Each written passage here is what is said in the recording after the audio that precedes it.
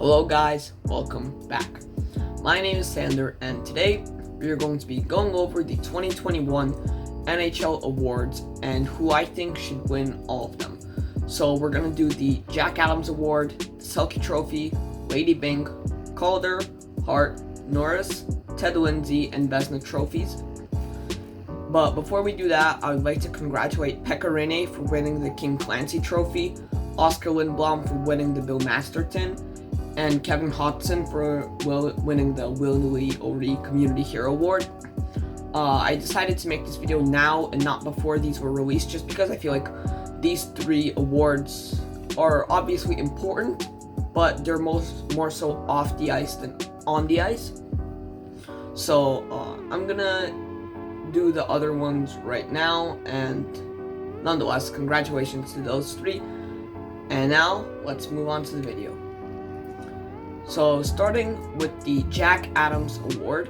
At the time I'm recording this video, it is June 17th, so during today's game, pretty sure it will be released. But the three nominees are Rod Brind'Amour, Dean Avison, and Joe Quenneville. And out of those three, I feel like Rod Brind'Amour will win the Jack Adams, mostly because the Carolina Hurricanes, he took over, I think 3 years ago, and they've been consistently good. While for the Wild and for the Panthers, it's only their first year. I feel like consistency is a factor here, and that's why Rod Brind'Amour deserves to win this year. Moving on to the Selke Trophy, nominees are Patrice Bergeron, as always, along with Alexander Barkov and Mark Stone. And I think that this year Mark Stone should win it, because I think that this year he's just been on a whole new level, both offensively and defensively. Stone has been a beast, and I think that we've been talking about a winger winning the Selke for a while, and it has been Stone in these talks. I think that it's finally the year for Mark Stone to win the Selke. Moving on to the Lady Byng Trophy, and I feel like this is the trophy where the winner often gets nominated for, say, the Lindsay and the Hart, but never ends up winning it. We saw it last year with McKinnon, where he won the Lady Byng, but could not win the Lady Byng and the Hart. And I think that it will be the same case here with Austin Matthews.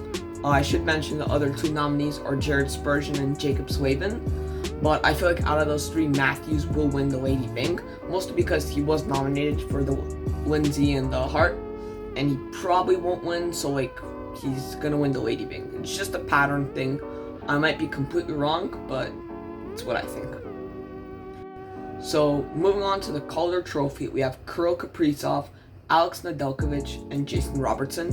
And out of those three, I think that Kirill Kaprizov will be the Calder Trophy winner. Nedeljkovic was obviously great, and I feel like if he played more games, he could have won it over Kaprizov, but I don't know. Robertson, I also don't think so. I think that he heat up at the end. He's really got it towards the end of the year, but I think that Kaprizov all around, all year, was just the best rookie. Moving on to the Hart Trophy, and for this one, you gotta go with Connor McDavid. 100 points in a shortened season. He was unreal this year. Unfortunately, Edmonton did get swept in the playoffs in the first round, but this award is about the regular season and not the playoffs.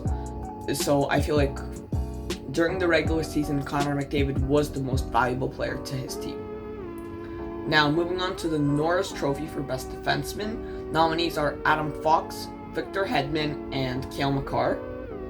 And out of those three, I've been saying this for a while, give Adam Fox the Norris. For his age and for how good he is unreal. He was snubbed for the Calder last year. I think that he should have at least been nominated. And this year he is proving why. Hedman and Makar, obviously some great defensemen, but I think that Fox was the best defenseman this year. And if you take a look at the other defensive cores on these teams, the Rangers, they're not that deep. They had Keandre Miller this year, who was pretty good, but other than that, there's no one really that good. Adam Fox was carrying that D-core. Well, if you look at Tampa, other than Hedman, they have McDonough, Sergachev, Savard joined later. It's a pretty good defensive core. And if you look at Colorado, they still have some pretty good defensemen in, say, Samuel Girard, Ryan Graves. So it's not just Makar carrying the load. While in New York, it is Fox that is carrying that decor, which is why I think he's deserving to win the Norris this year. Give it to Adam Fox, come on! Anyway, so now moving on to the Ted Lindsay Award, which I guess is sort of the same thing as the Hart, except the players vote. Almost the same nominees. We got McDavid, Matthews, and Crosby. Oh, and I should have mentioned for the Hart, the nominees were McDavid, Matthews, and McKinnon. Forgot to mention that. So the one difference is Crosby instead of McKinnon for the Lindsay. But same thing here. I think that the players will recognize McDavid as the best player in the league, as they should. He was just the best player this year. And like I said, when it comes to the regular season, there was nobody better than McDavid. And now, finishing off the video with the Vezina Trophy, the nominees are Marc-Andre Fleury, Philip Grubauer, and Andrei Vasilevskiy.